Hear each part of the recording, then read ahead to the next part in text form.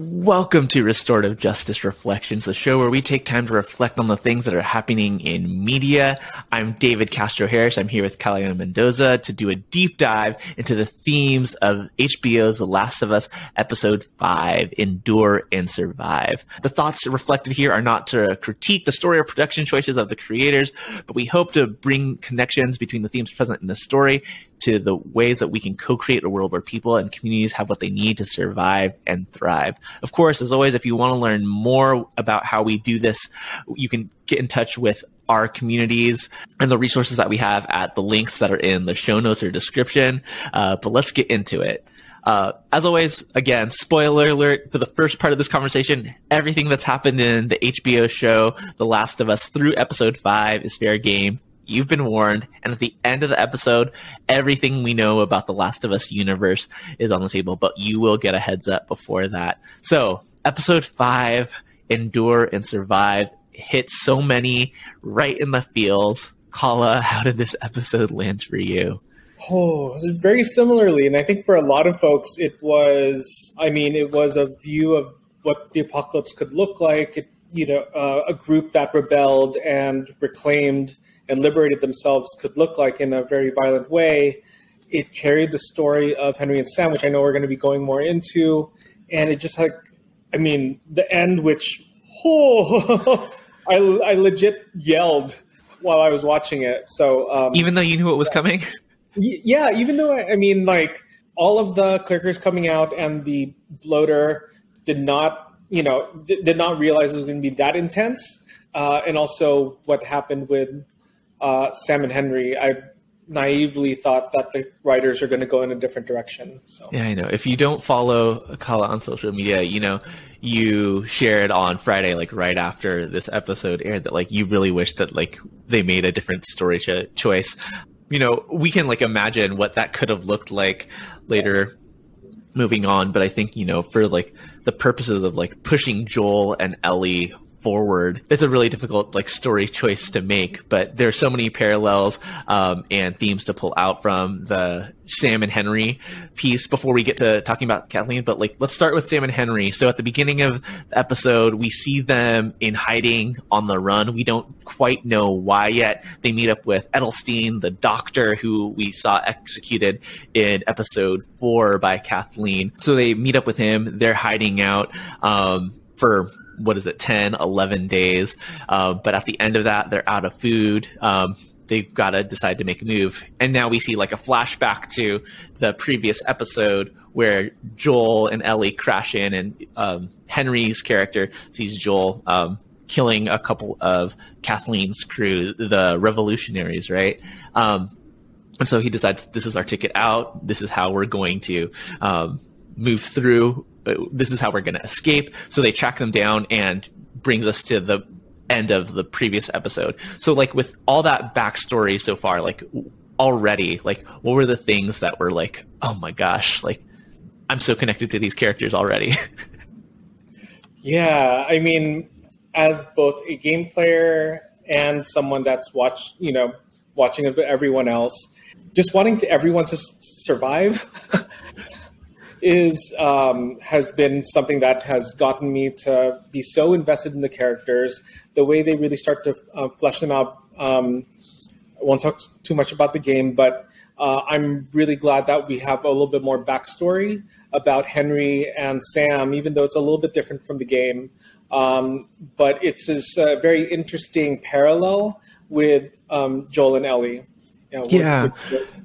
It's really interesting too. We learn from Henry that the backstory from the game is different, right? But we learn from Henry that, he's not somebody who has been out there surviving on his own for very long, right? He's not somebody who's comfortable with violence, and to know that I need somebody who can be violent to escape is it's a revelation that a lot of us have to work with. There's this Indian comedian, Veer Das, and he's making fun of America and our atrocious gun laws, right? But he's but I don't want guns. I'm opposed to guns, but I really want a friend who has all of the guns just in case, right? And that energy is prevalent, and we're not quite to prepper corner, right? But when we think about the ways that like we need to survive, the ways that we need to protect ourselves, protect our communities, who are the people that we can go to in times of crisis for that type of protection, for that kind of defense, for that kind of, in this case, in some ways, offense, right? In order to be safe. Those are, like really strategic choices that like people have to make in times of crisis, even though you have to bluff your way through it with like an unloaded gun. Yeah, that was, well, I think some viewers saw that in Sam's gun, there was actually 4 in the clip, but that's neither here nor there. But hearing from Henry, I believe the line was like, "This is the closest I've been to being violent," just goes to show, right, like how the QZ can be both safety and security for folks. But is it really safe when, the people who've been entrusted with your safety are now hunting you down? Yeah. Right? Can you break down the difference between safety and security as you see it? Sure. I mean, the way I see it is safety is cultivated, security is enforced. Safety is building relationships with your community, so when what is going on in the community. If there is any particular needs. I'll just give a quick example. In the 1989 Loma Prieta earthquake, we had our neighborhood had our gas and electricity shut down for like 3 days. And safety was about the families coming together, sharing food, making sure that there was childcare, making sure that folks had what they needed in order to still feel a sense of normalcy. Security is more enforced. These are the things that we need to put into place once our safeguards have been breached. Whether that's a fence, whether that is some kind of barrier, whether that for some people is a gun. That's how I see safety and security.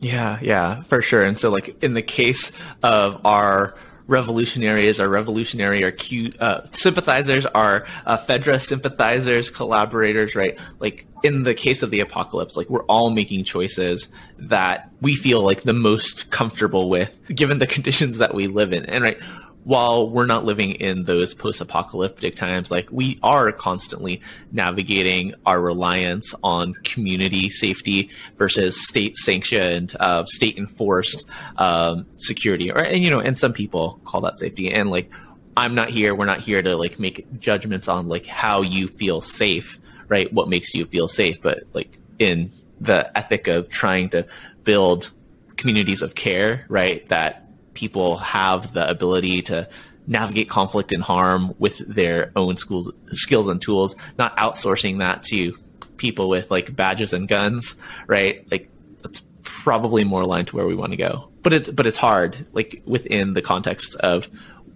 obviously the zombie apocalypse, but where we live now. Definitely more encouragement to get to know your neighbors, build those relationships.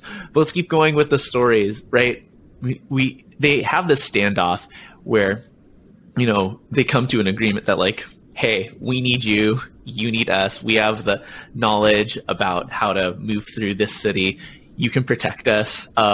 Let's do this. They find this underground bunker where a community had survived for a while. A community of kids had survived and thrived for a while. And, we have a little bit more knowledge about that community from the game.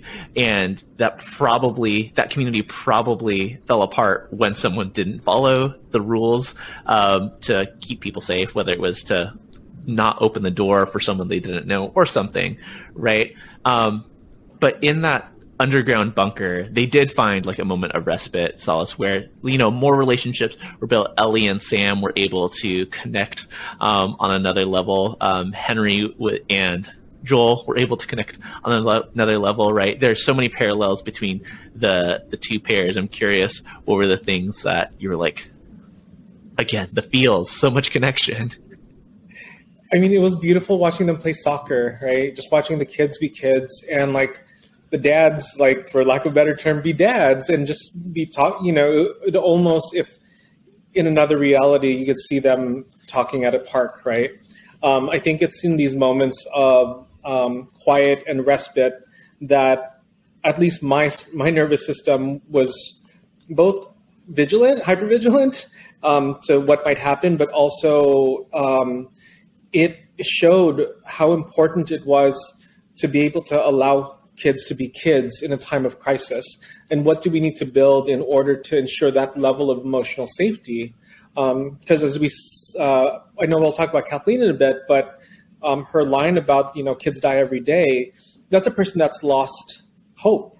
That's a person that has lost any sense of the future, because, I believe that children are our future. In the underground bunker, you could see that it was decorated by kids, built for kids, and it just gave us that moment that at least we as viewers needed to be able to be ready for the horror that would be coming up momentarily. So, yeah. As a parent, how is this resonating with you? Because I can't even imagine. Yeah. Well, I mean, as a parent of a kid who just took their first steps this weekend, right? Oh. Right.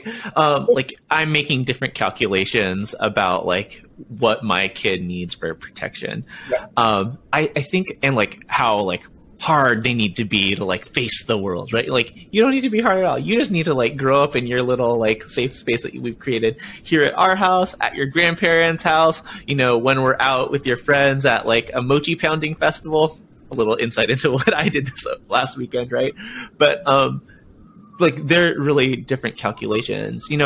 For those that didn't play the game, there wasn't exactly this kind of scene, but there is this moment where they're in a similar situation and Sam finds a toy that he wants to take with him that was left over from the previous inhabitants of said bunker, said safe space. And Henry's like, no, right? Put that back. We only take what we can carry, right? Or we only take what we need.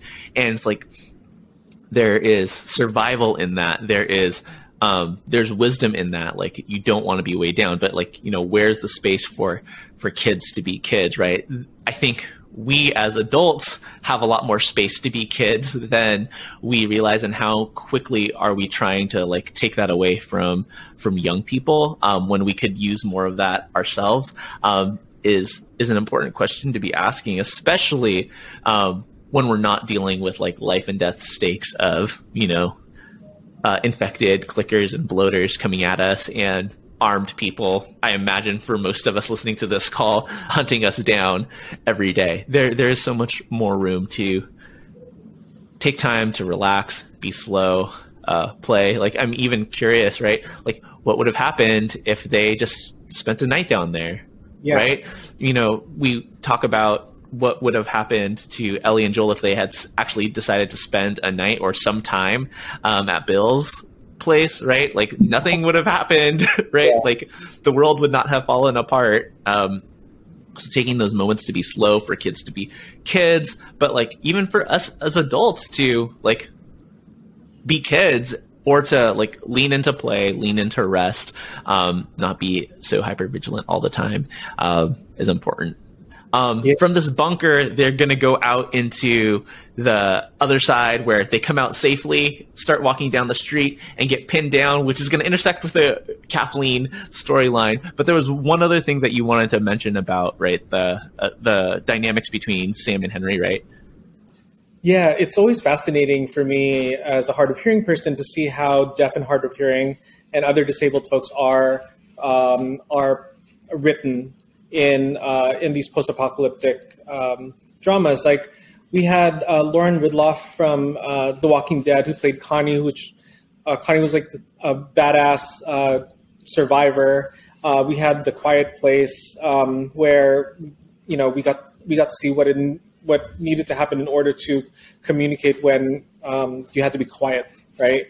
From the aliens. Speaking of aliens, sorry, I just kind of aside. What is going on? Are these UFOs right now? Is this some cover for the government? Or anyways, this is all to say it's really important to pull the lessons that you need from these dramas. And one of the lessons for me was it's important for writers who are writing about deaf, hard of hearing, or any disabled person to write them only from the point of view of how hearing or abled folks look at us. Because one of the things that happened was, I believe Henry was talking to Dr. Edelstein, and Sam said, "What did he say?" And I think that happened a couple times in the show. Yeah, in a conversation with Joel and Ellie too. For any deaf or hard of hearing person, how many times have we been left out of a conversation, especially when it has in this format, when it has such high stakes to have that information? We need to make sure that we're not replicating either, saviorism. There was one commenter that had said this was almost like a form of inspiration porn, which I could totally see. And I really wish they built out Sam's story more from their perspective, because to know what it means to survive as a deaf person in a post-apocalyptic world, for me would have been a much more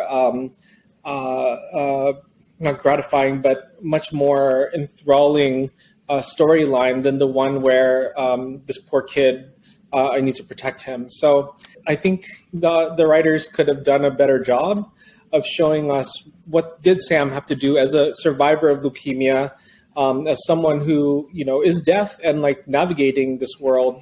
I'm glad that there's some representation. I think there could be more, and I'm hoping that there's more disabled writers and other folks that are crafting these narratives and these shows to be able to give us that perspective.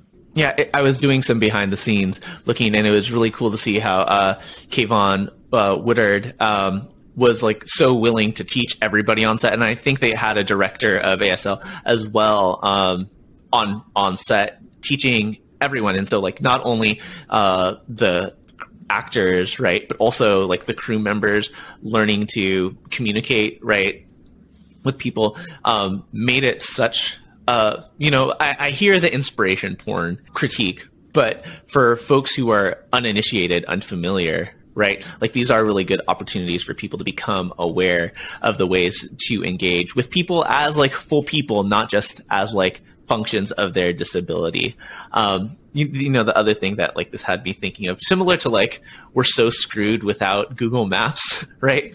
What are the low tech things that will save us in the apocalypse? That magic eraser board, so yes. helpful, right? So you don't have to keep tracking down paper or pencil. I know in your go bag, right, you have a pen and a pad, right?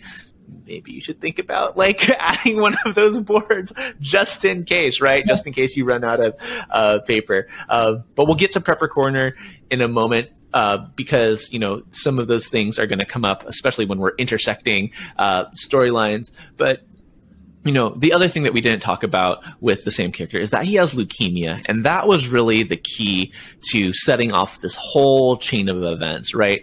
Henry betrayed the leader of the revolution, I believe his name was Michael, to Fedra in exchange for drugs. And that's why Kathleen, who is Michael's sister, was so dead set on finding him and bringing him to her version of justice, which I will substitute punishment. Right. The opening of this episode is her interrogating, the revolutionaries taking down Fedra, but then her interrogating not Fedra soldiers, but collaborators with Fedra, people who made everyday people living under the QZ who were collaborating with Fedra in order for their safety or security, trying to extract information about Henry's whereabouts from them. Knowing that she was going to kill them anyway, right? But doing what she could to get the information that she needed for revenge.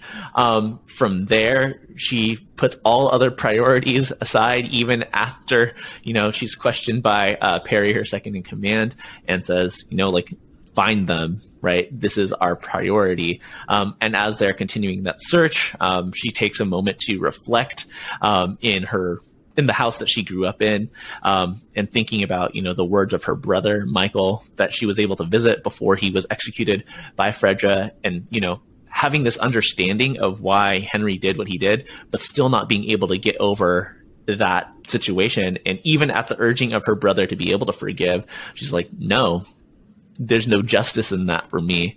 How do we move forward? I've got so much to say as someone who says so much about the word justice and what we mean when we say that, but I'm curious what, like, you know, this prioritization of revenge over everything else had brought up for you so far.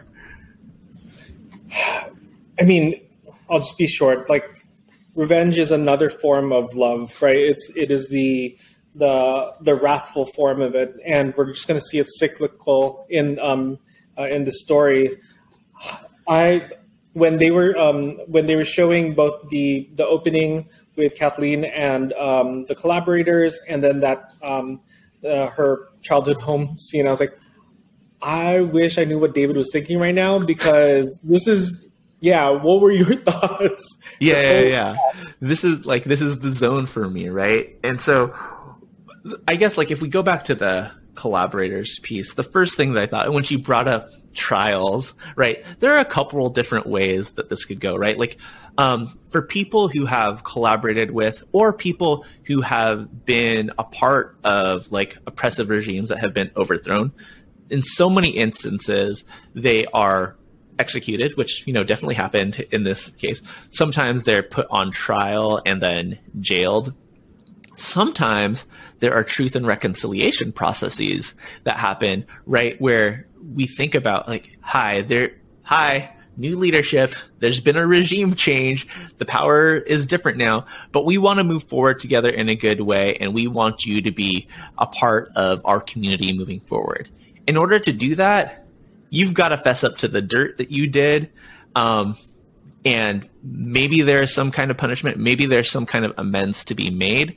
But like, instead of killing you and eliminating part of our potential, let's be functional about it, workforce, what are the ways that we can continue to move forward together in a good way? Again, not absolving people of the harm that they've done, but if we're thinking about the good of our community moving forward, you probably have experience and knowledge and skills and tools that will be helpful for us building this community, right? We saw that Kathleen is not really at all interested in that when she shot a doctor in the face point blank in last week's episode, even though, you know, in the apocalypse, doctors are really valuable, right? There are lots of skills that the people who were locked up as Fedra collaborators probably had that could have contributed to them rebuilding Kansas City to be a safe or safer community for people to thrive in. But she chose not to do that. She chose punishment, right? And we've seen lots of different examples of that play out in the quote unquote real world, right? The world that we live in right now when it comes to regime change after armed conflict. But it doesn't always have to be this way. I invite people to go back and listen to the episode that I did with Carl Stoffer in the This Restorative Justice live feed. And we've talked about some of the ways that he's helped navigate regime change and peace talks in those instances where there's definitely been harm, but, you know, we move forward together by not by killing each other, right? Not by punishing the people who have done harm, because like what all that's doing is recreating cycles of violence. Like, you're becoming your oppressor by continuing to perpetuate that type of harm. And so when you're so set on revenge, you're deprioritizing the well-being of your people moving forward, right? She questions her lieutenant why this isn't his first priority. And like, the logical answer is, well, Fedra was doing a couple of things right? They were suppressing the infected. They were making sure that they weren't roaming around the city. Maybe we should make sure that like those efforts like are in place, those safeguards are in place, so we don't all get overrun by infected at the end of the episode, which, you know, we said spoilers, like that happens and everybody dies. So like, why is that not priority number one? Henry and Sam like actually didn't get anywhere for 11 days. So they probably could have like prioritized some of those other things first for the well-being of their community, even if they wanted to like continue doing that. So like, when you're thinking about how you're navigating the world and thinking about conflict and harm that's happening in your communities, I like to invite people to not just think about like, what is the thing that I can do to like stop this person or stop the harm here. It's an important question to ask, but like to zoom out and think about like what the needs of your community are, what are the needs of people in your community, and may or may not be punishment or revenge or like directly dealing with that problem first. It might look like something else, right? It might look like something else for your people to have a sense of safety, right? Sam and Henry in this case are a teenager and an 8-year-old, right? Who are not a threat like that to you. How, like in the previous episode, right? She said like, well, maybe the killing that happened by Joel are mercenaries that Henry recruited. Like Henry didn't have those resources, right? Like when you're so single track mind set on revenge, like you can give into like paranoid delusions of like what could be happening while not attending to the things that are present in your community. We'll talk about like the justice, forgiveness, revenge thing in a little bit, but I just said a lot. I want to give you some airtime. No. I yield my time because like the whole time I was like, what would David, putting like that prompt I asked, like if you were part of this group or one of the survivors and like a trusted advisor, how would you possibly be able to move Kathleen away from vengeance towards justice, right? Yeah. Like, I know it's more of a thought experiment, but like I leave wanting to know how restorative justice practitioners continue to play a role, not just in the everyday, but like in the future, right? Because like we are going to need these frameworks in order to dismantle the systems of violence that we live under. Yeah, I think it so much would have looked something similar to Truth and Reconciliation, right? Knowing that, hey, Fedra was an oppressive force and you all made your choices because you were trying to survive.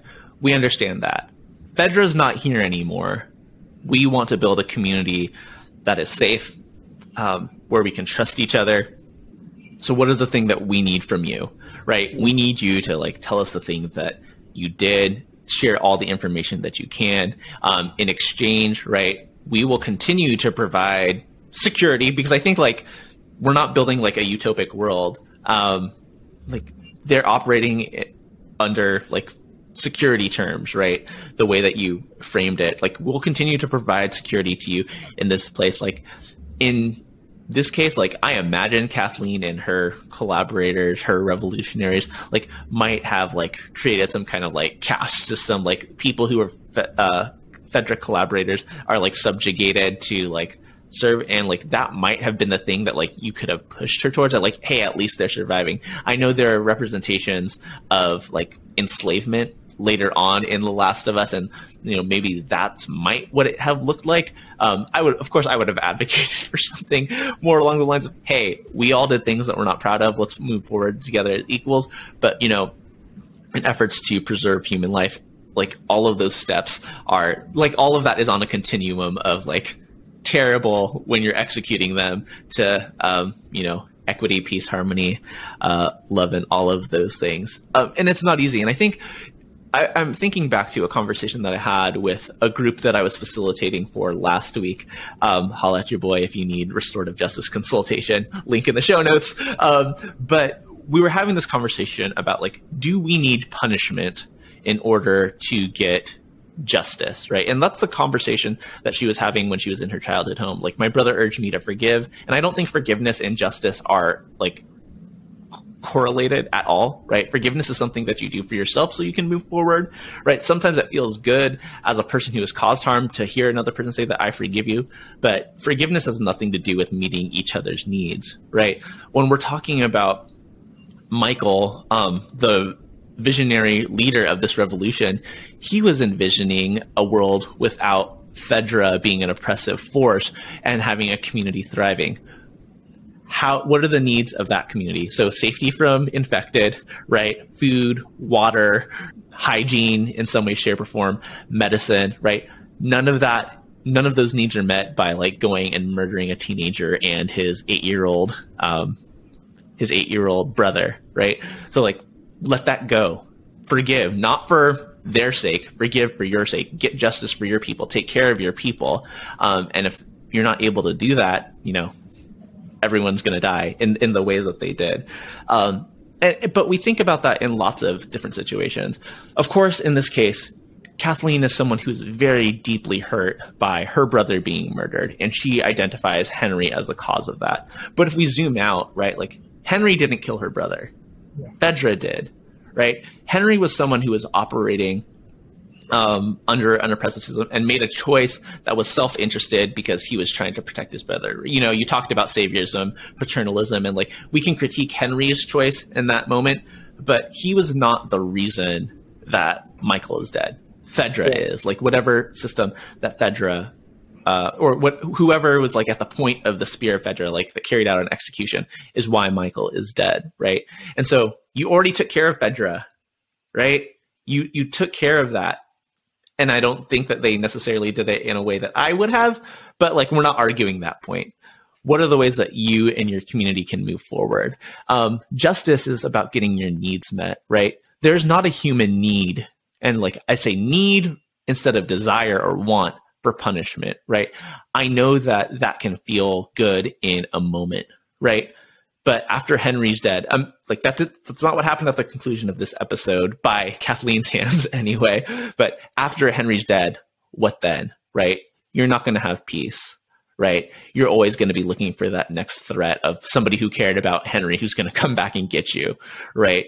The logical conclusion of that is like, you know, kill everybody who's against us, right? Or kill everyone who's not with us. And like, that's why we have these communities built up the way that they are within the world of The Last of Us. But, you know, for us as people who experience harm at the hands of others on a day-to-day basis, right? Forgiveness, I'll say two things. One, like forgiveness is for yourself, right? I'm not someone who particularly follows Taoism, but there's this story of a master and servant and master and disciple rather, who, and the master teaches about forgiveness by having his disciple carry around a sack and fill it up every time somebody wrongs him. Fill it up with one potato. And so as he goes throughout the week, the month, he's constantly putting potatoes in the sack. And at the end of the month, his back is really sore. He's weighed down. And the master says, like, you know, what have you learned about all this? And the disciple says, you know, carrying all of the weight of this is only hurting me. It's not hurting the other people who have harmed me. Like, I have to release this and let go. And there's another layer to that story, but for the purposes of now, I just really want to drive home, right? Like, forgiveness is for yourself, right? So you can move forward in a good way. And when you think about justice, justice is about meeting the needs of yourself and your community, and punishment causing more harm to somebody else just isn't a need. I'm glad that you named what justice looks like and how this could possibly look like as folks are thinking through how would they survive through the apocalypse. One thing I've learned from water protectors at Standing Rock is to be thinking 7 generations ahead. Mm-hmm. And I know that that's very difficult in a white settler colonial state where urgency is, you know, we have to do what is right now.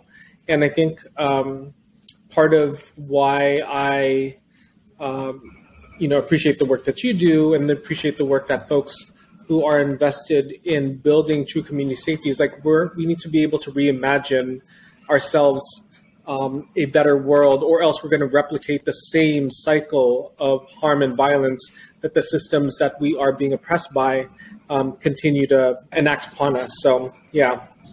So with Kathleen, like, still driving full steam ahead, set on revenge, and with Joel, Ellie, Sam, and Henry being pinned down by the sniper on the street, right? The two groups meet. I think it's really interesting, and we've mentioned it before, you know, Joel in this world is a lot less willing to kill than he is in the video game. And then, you know, for lots of reasons, a video game is a video game.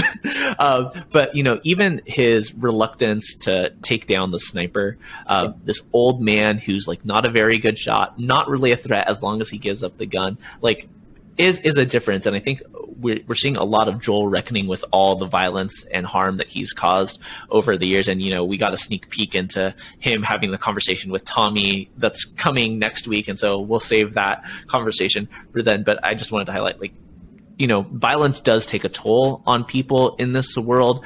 We've seen how much of a toll it's taken on Kathleen, where she, at whatever cost, is going to go after killing Henry. And, you know, there's nothing that was stopping her from pulling the trigger, then turning around to go and face what was going on when the truck sank into the ground and like let all the infected up. Glad she didn't. But, you know, we come to this point where Kathleen has pinned them all down, gives her speech about, you know, you should have just let Sam, your brother, die of leukemia instead of betraying us. Now you and him are going to die as retribution, revenge. And in the middle of that monologue, right, her and her crew are overtaken by a swarm of infected, including the big badass bloater. And Sam, Ellie, and Joel get to escape. Not unscathed. Sam is bitten, and, you know, overnight, he turns, attacks Ellie. Henry shoots him to protect Ellie, and then shoots himself in despair as he gave up.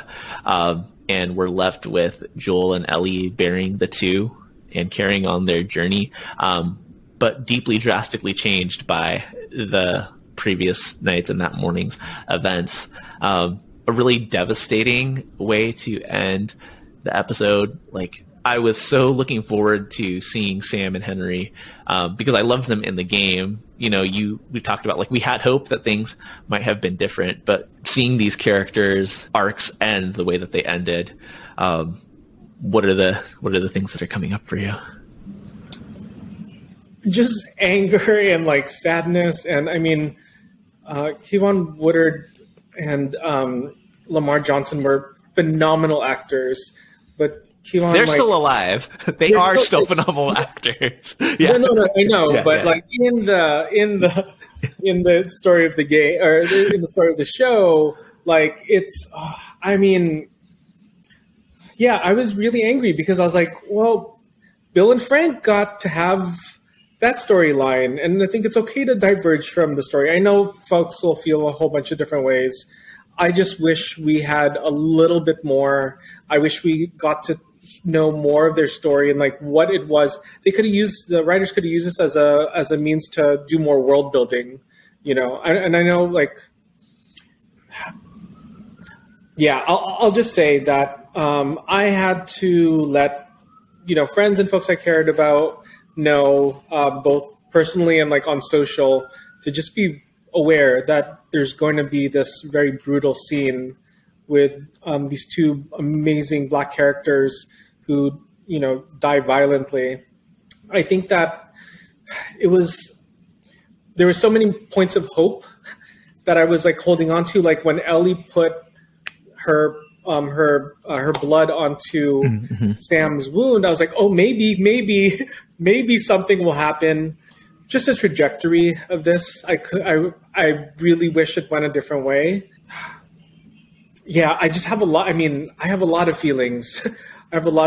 I just want Black folks, Indigenous folks, people of color to not always have to be the ones that die. I mean, like, there's so few times that we see ourselves referenced in these post-apocalyptic dramas. Like when, spoiler alert for folks that haven't watched The Walking Dead, when Glenn died or was killed, I was like, yeah, I'm done. I'm not going to watch this anymore.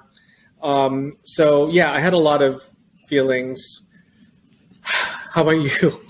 Yeah, the moment when Ellie tried to heal him by like saying like, oh, my blood is magic, like knowing that like she has some kind of immunity, like I was wondering if that would have been like even more confirmation, like, oh yeah, like this can happen, like I'm even more committed to my mission of like being the cure for the world. And you know, when that wasn't the case, like I think that was like another level of like devastation for her. And like here I am like centering the white girl in this conversation, right? But like, you know, that's the character that like I have grown attached to, like from like Neil Druckmann's like story perspective, right? And you know, the framework of like restorative justice reflections is not so much like a critique of the storytelling choices, and like we do wish things were different, right? When we think about Black people thriving, when we think about marginalized people thriving in the world of the apocalypse, it's impossible to separate the things that existed before the apocalypse, right? White supremacy, capitalism in some ways, right? Like we haven't like seen the ins and outs of the way that Fedra and the revolutionary groups operate, but right, like those things are still present, like the resource hoarding and all of that. And I think it's actually like both a justifiable and an important story choice to show the way that people of the global majority like are treated in these spaces, right? Like, would Kathleen's feelings towards them have been different if they were white? Probably not, right? Kathleen was pretty dead set on getting revenge for her brother, whoever it was, at least from my perception. But, you know, how would others have treated them in this world? I know that there have been efforts at more inclusive casting from even the original storyline, right? We're going to see like we have definitely seen more Black characters. We've seen more queer representation. We've seen more disabled representation across all this.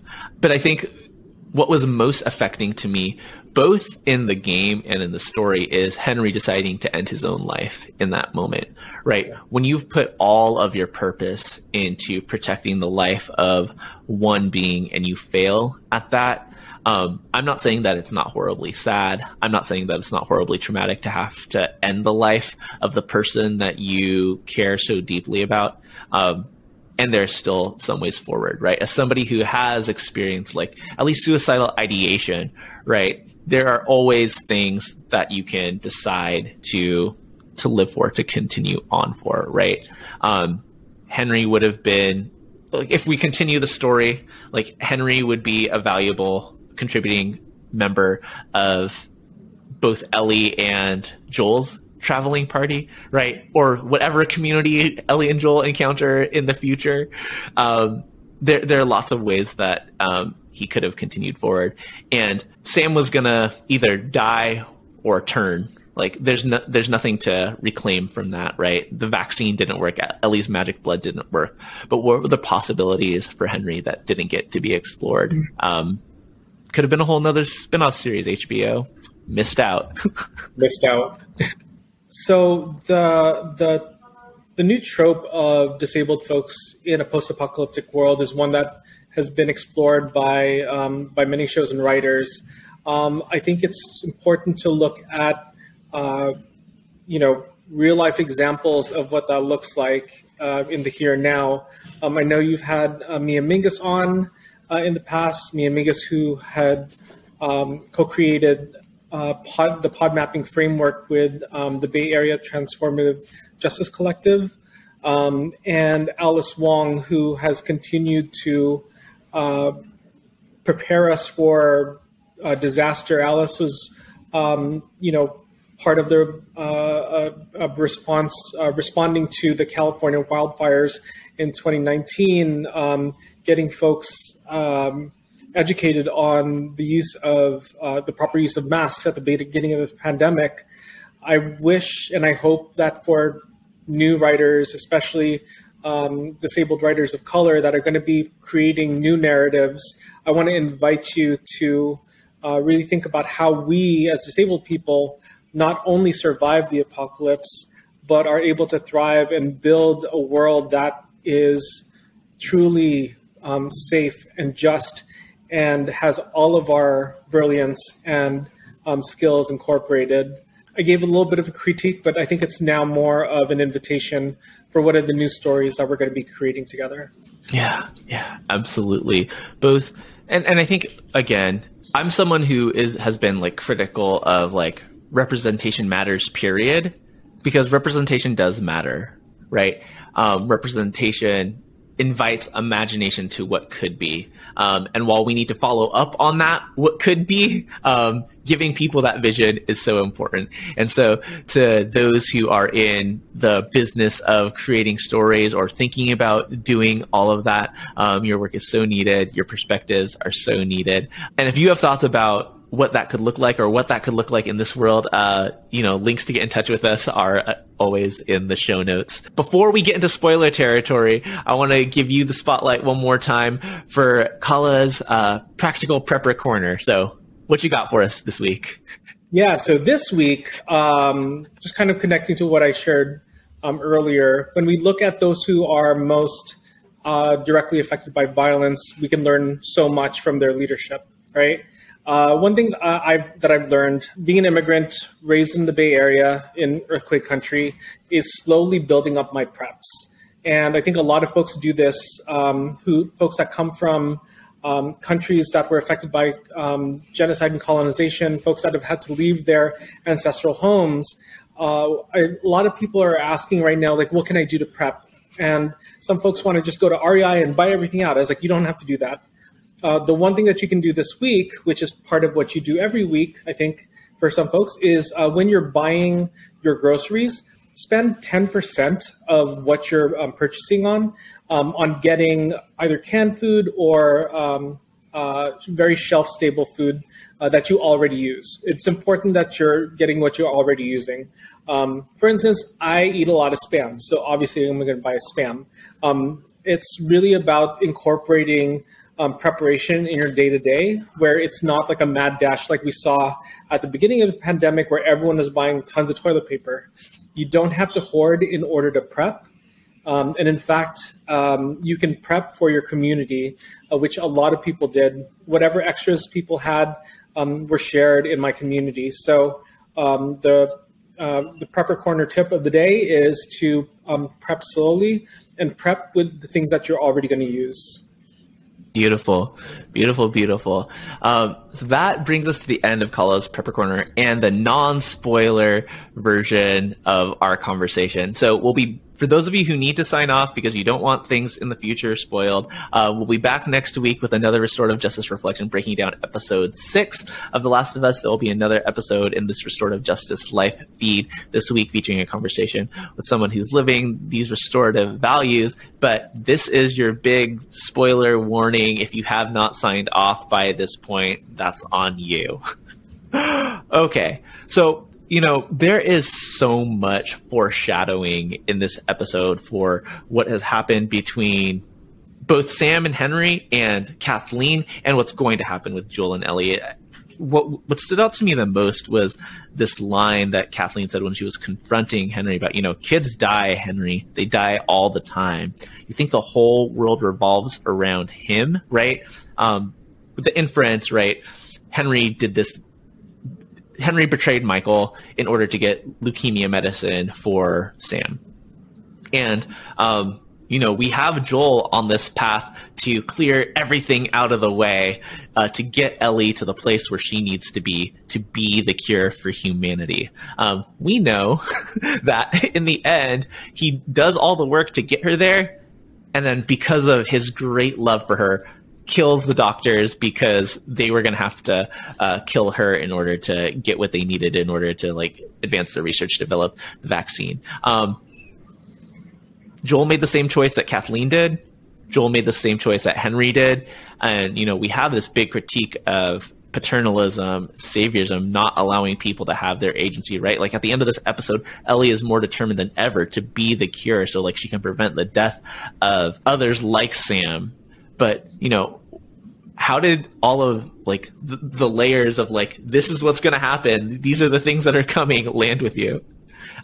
Part of me was like, I wish Joel heard that, it was an interesting nod to the audience around the little, drizzle foreshadowing. And I think it'll consistently be a question that comes up around the good of the many, right? Mm-hmm. How do we balance the love that we have for our chosen or immediate, the folks that we consider family or cargo. I think they're beyond that at this point, but yeah. How do we balance the love for family to the love of community, and how we not see that inextricably, connected, right? They had to make the choices that they did in the game in order for this theme of revenge, of vengeance, of the more paler side of love to kind of show. I feel that as for many game players, we know what's coming down the road, right?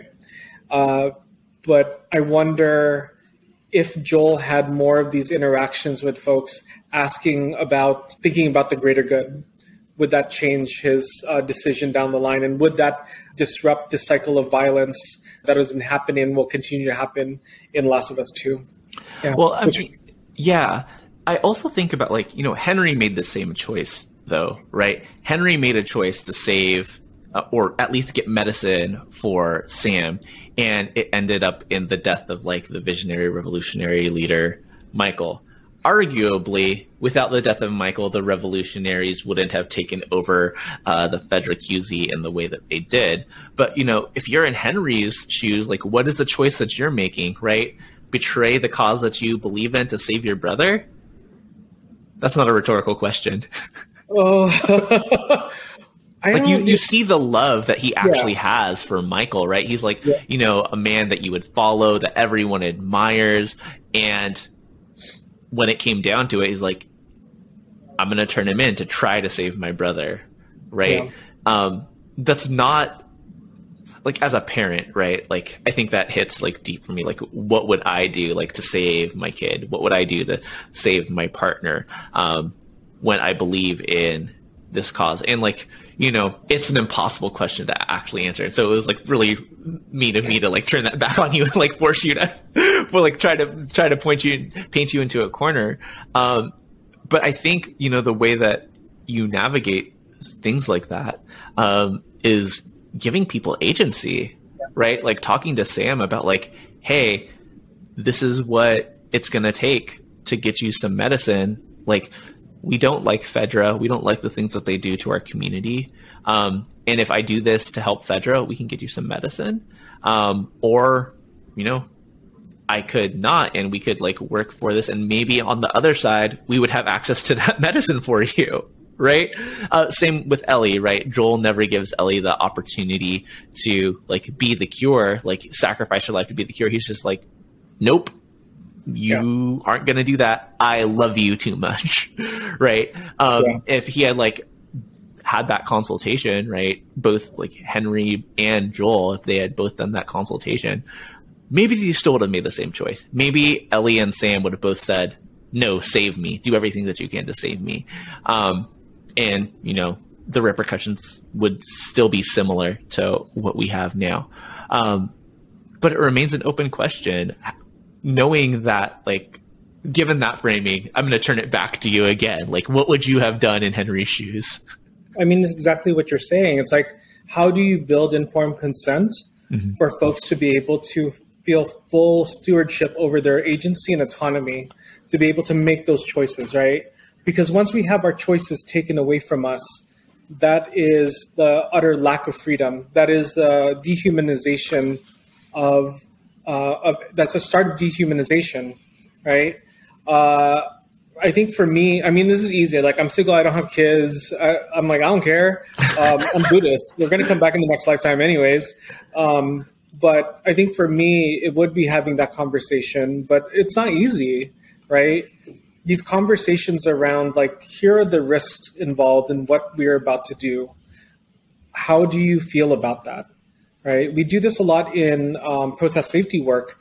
It's like, we know that the police are going to be using, you know, pepper spray or bear spray, tear gas, and other munitions. Are you willing to deal with the consequences of that? And for folks to be able to say, no, I can't, and I need to sit this one out, we make sure that that's okay. But it's all about having that choice and not being put into the position of where you feel like you could have done something and yet you didn't, because that only causes more, you know, emotional violence, right? So yeah, I mean, like I said, it's easy for me to think about because I'm like, whatever. But yeah, it having had to have these conversations in real life with folks where we've gone into situations that could have been life or death. These are not easy conversations, but they're necessary. Yeah, absolutely. Whew. So much more to come. I'm really curious to see how they continue to reckon with, like, all the violence, Joel specifically, and, like, Ellie tangentially, like, reckon with, like, the violence that they have caused and at least bore witness to in episodes to come. I really appreciate the way that, like, they have not shied away from, like, violence takes a toll on people, like causing violence, witnessing violence takes a toll on people within this show. So those are things that we don't know. Those are things that we don't know and are excited to see next Sunday. I know we have like much more of a break because this episode aired earlier. But excited to come back and talk about this with you in a week. For everyone else, take care, stay safe, and we'll talk to you soon. Take care, y'all.